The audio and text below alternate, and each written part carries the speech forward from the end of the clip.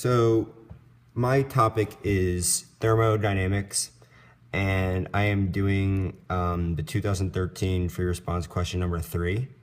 So the question asks, a student was assigned the task of determining the enthalpy change for the reaction between solid magnesium oxide and aqueous hydrochloric acid, represented by the net ionic equation above. The student used polystyrene cup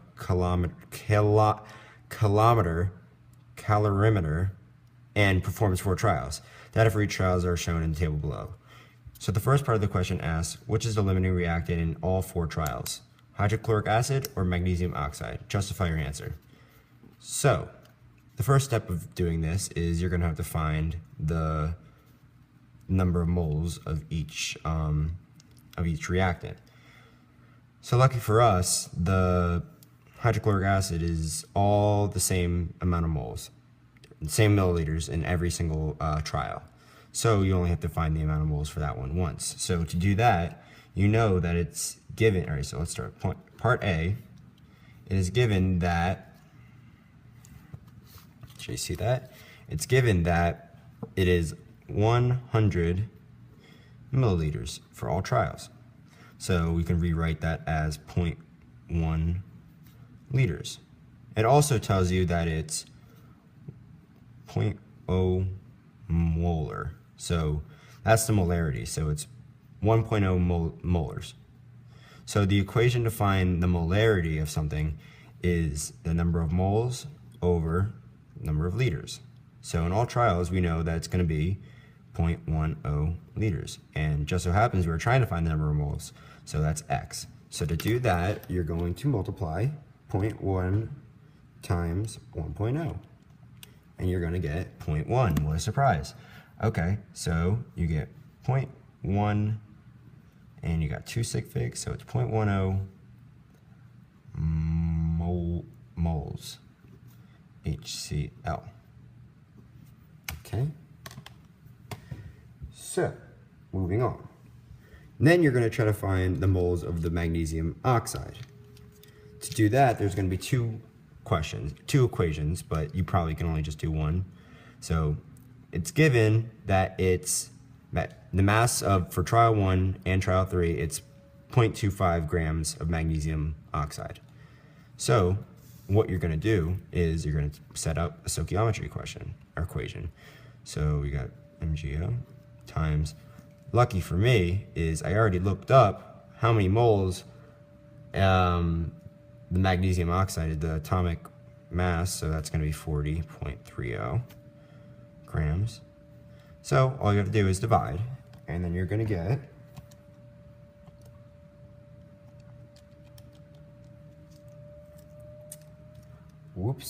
give me un segundo. Then you're going to get 0.0062 sig figs moles MgO. So that's for trials 1 and trials 2, or trials 1 and trial 3. So to find for trial 2 and 4, it's going to be 0.5 grams. So you can already tell you're going to do the same thing. But since it's double, it's just going to be doubled. It's just that number is just going to be doubled.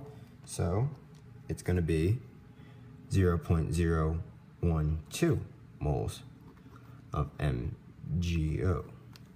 So you got your moles of the HCl and you got your moles of the MgO. So to find the limiting reactant, it's going to be the smallest one. So no matter what the mass of the MgO, it's always going to be smaller than the 0.1 moles HCl. So the limiting reactant for all of them is the MgO. Why? Because 0.0062 moles MgO and 0.012 moles of MgO are less than the 0.10 mole HCl. And that is part A. Moving on to part B is I'm going to flip this page. Oh, make sure you guys see all that. That's all the work I did. Make sure you got all the steps. In case the camera's not getting all of it. Okay. MGO, because this and that. You could read that, and you heard what I said. Perfect. Moving on.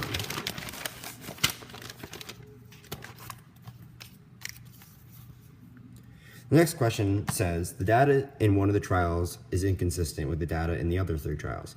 Identify the trial with the inconsistent data and draw a line through the data from the trial in the table above. Explain how you identified the inconsistent data. So let's get this table out. So looking at this table, you can already tell this is going to remain constant.